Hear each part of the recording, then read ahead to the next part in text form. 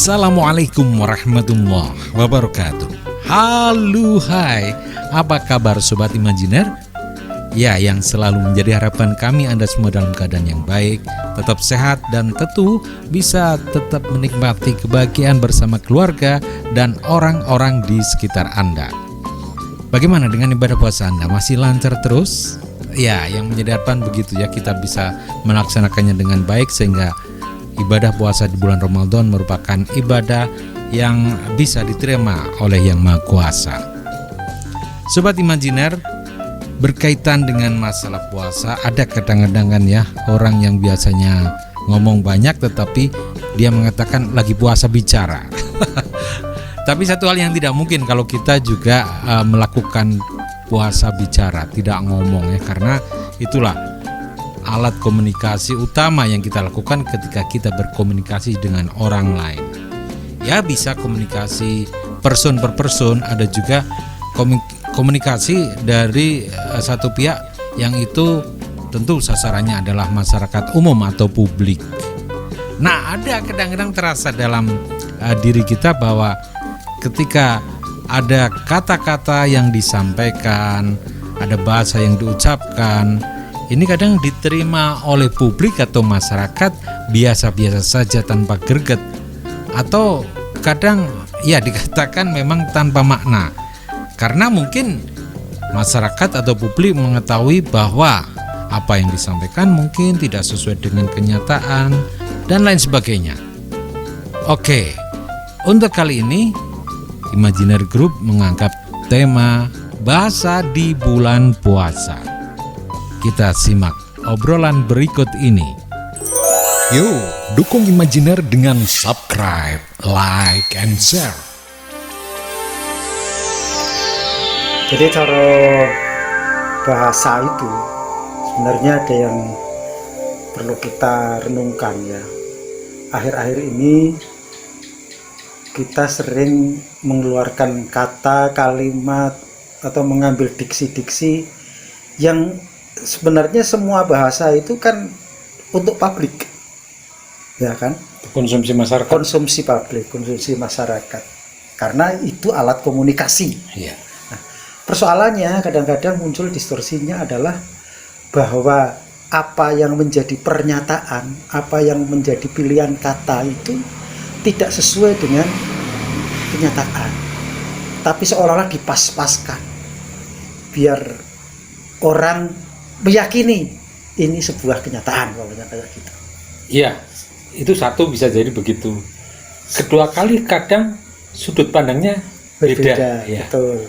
Jadi ya memang artinya setiap pernyataan seseorang, ya, tentu makanya sekarang ada pro dan kontra, yang marak kan kemudian gitu, ada yang pro, ada yang kontra. Saya kira itu proses wajar. Cuma memang kalau kita melihat ini persoalan literasi ya, persoalan literasi yang ada di masyarakat, yang ada di struktur kemasyarakatan kita, yang ada mungkin di birokrasi dan sebagainya, itu banyak kalimat-kalimat yang menurut saya hoax sih bukan hoax, tapi memang pernyataan yang sungguhnya sudah tidak berisi ya. Beda umpamanya ketika dulu para pejuang-pejuang kita sampai mengatakan hidup atau mati, ya, untuk merdeka, ya kan? Merdeka atau mati. Itu kan berisi banget itu. Kita sampai bergetar itu kalau kita mendengar pidato-pidatonya Soekarno, pidato-pidatonya Hatta dan seterusnya. Soal kita sangat bergetar. Tapi sekarang ketika orang mengatakan NKRI harga mati seolah-olah ya biasa saja. Nah ini padahal ini soal kematian sama-sama loh. Iya. Nah, itu. Merdeka atau mati gitu ya. Merdeka atau mati atau NKRI harga mati kan hampir sama. Cuma memang nilai rasanya itu seperti sudah ada kurang kurang dagingnya lah. Itu nah mungkin puasa itu bisa mengembalikan kondisi kayak gitu itu. Artinya puasa kita mengurangi tidak boleh berbohong, kita mengurangi kata-kata yang kasar, kita mengurangi kalimat-kalimat yang memang itu bukan pada tempatnya. Itu salah satunya kan seperti itu. Jadi kenapa Rasulullah sampai mengatakan kita hanya akan mendapatkan haus dan lapar. Haus dan lapar saja, tidak mendapatkan hikmah manfaat dari puasa kita. Ya karena itu. Nah, kita terbiasa kemarin-kemarin atau mungkin kalau kita mau menyadari kita sudah memproduksi kata-kata yang hanya bagian dari itu tidak dari hati nurani. Itu sering sama. Iya, jadi ya memang ada kan yang mengatakan hanya sekedar lip service gitu aja gitu kan, seperti itu. Itu memang ya apa yang diungkapkan itu memang tidak mendalam dari nurani sih ya. Jadinya Betul, ya. Ya real memang ada real tapi gregetnya itu mungkin ya. Rasa nilai rasanya Nilai itu rasanya. sudah ya banyak ya, karena memang apalagi kalau dulu ya mungkin sekarang juga nanti ini kan zaman-zaman orang-orang mulai pasang spanduk, pasang pamflet untuk menarik, katakan sekolah saja juga begitu. Semua sekolah akan mengatakan kami sekolah unggul, kami sekolah baik dan sebagainya. Oh, alam kenyataannya itu dari sisi pendidikan ya. Dari sisi yang lain mungkin kalangan birokrasi seakan menjadi perubahan birokrat yang lebih ini lebih itu dan sebagainya. Tapi hasilnya pernah mungkin penjenengan melakukan menandatangani fakta integritas. Iya. Bener gak itu? Dipertanggungjawabkan gak fakta integritas itu? Tidak mau bisa ini, tidak akan ini. Ya. Ya kembali sebetulnya kan segala di awal mungkin ketika orang memangku sebuah tanggung jawab atau misalnya dalam tanda kutip jelasnya jabatan itu kan ada pengambilan sumpah dan janji segala kan itu ya. Betul ya. Tapi kalau hanya lip service kan memang itu ya akhirnya tidak dibawa sampai ke hati nurani ya. Betul. Itulah yang menurut saya ini momen yang tepat untuk merubah itu, untuk melakukan perubahan kita agar apa yang kita ucapkan, diksi yang kita ambil kemudian kita sampaikan ke publik itu sesuai dengan nuraninya. Ini yang menurut saya puasa salah satunya menurut saya bisa memberikan itu. Kemudian saya kadang-kadang juga agak ngeri-ngeri sedap gitu ya. Bahasanya Refli Harun. Iya. Ketika mungkin semacam pernyataan atau semacam apa yang disampaikan oleh para penguasa ya, dalam artian yang punya kebijakan lah. Ketika masyarakat umum merasakan kondisi yang semacam itu, kenapa yang diungkapkan kok tidak sama dengan kenyataan yang ada? Itu kan kadang-kadang kalau kita ngikut akhirnya nanti kalau ini sudah kelewat jadi parah, lalu gimana? Kalau kita mengikuti apa kata pemahaman diri bahwa sesungguhnya tidak semacam itu, kita juga mau ngikut siapa gitu kan menjadi sulit. Ya karena salah satu alasannya alasan mereka atau kita lah, saya tidak ingin menyebut mereka, tapi sebenarnya ini kursus kita, persoalan kita sebagai anggota masyarakat dan anggota warga negara, yaitu terkait dengan tadi satu soal kejujuran, soal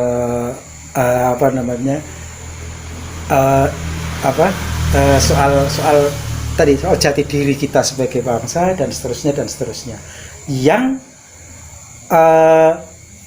mengalami hal yang semacam ini harus ada kesadaran bersama.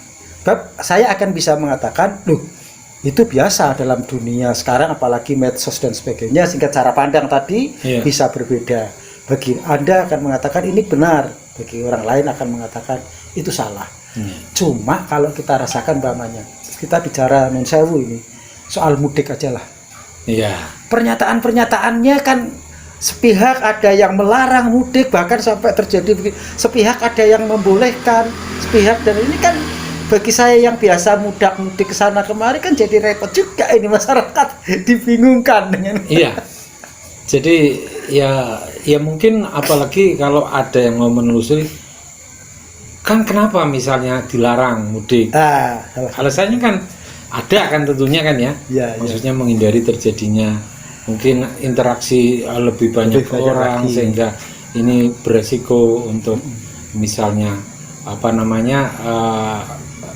kondisi untuk kita bisa mengendalikan COVID dan sebagainya kan menjadi tidak terkendali kalau arus mobilitas manusia itu sedemikian riuh gitu kan.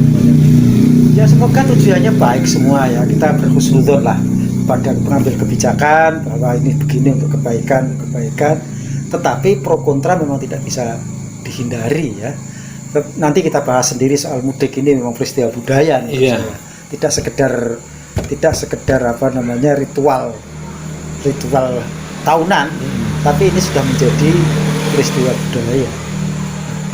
Tapi tadi soal Kembali pada intinya tadi dengan puasa, ya kita semoga bisa memperbaiki lah hal-hal yang mungkin tadi. Secara apa namanya ungkapan-ungkapan yang ini memang arahnya kan tentu dikonsumsi publik itu kita menjadi semakin ada apa ya namanya tidak semudah mengucapkan kata-kata yang itu secara makna dan nilainya itu memang kurang begitu bisa mempengaruhi dan kurang begitu bisa dirasakan.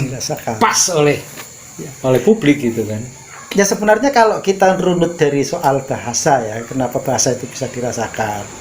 Sama saja ketika orang berdoa kemudian dengan khusyuk sesuai dengan hati nuraninya, dia ngambil kata-kata, ngambil kalimat-kalimat yang sudah begitu dekat sampai dia meneteskan air mata umpamanya. Itu kan sebenarnya kan kata-kata, kalimat-kalimat itu betul-betul keluar dari vibrasi spiritual yang ada di dalam diri manusia, itu diungkapkan lewat doa. Kita bisa melihat orang yang baca puisi umpamanya, karena dia mendalami isi dari puisi itu, kita kadang-kadang ternyuh, hebat sekali ini orang baca puisi, ya kan kayak gitu. Lah sekarang menurut saya banyak kalimat-kalimat yang terbuang percuma ketika kalimat itu sampai di publik. Semoga puasa bisa mendandani ini, itulah kira-kira. Sobat Imajiner, sementara sampai di sini dulu perjumpaan kita. Insya Allah di kesempatan lain kita bisa jumpa kembali. Semoga tadi obrolan yang kita sampaikan bisa bermanfaat adanya. Selamat menunaikan ibadah puasa. Semoga ibadah yang kita lakukan bisa diterima oleh Allah Subhanahu wa Ta'ala. Kita pisahan sementara, insya Allah di kesempatan lain kita jumpa kembali. Wassalamualaikum warahmatullahi wabarakatuh. Imajiner, lugas bersahaja.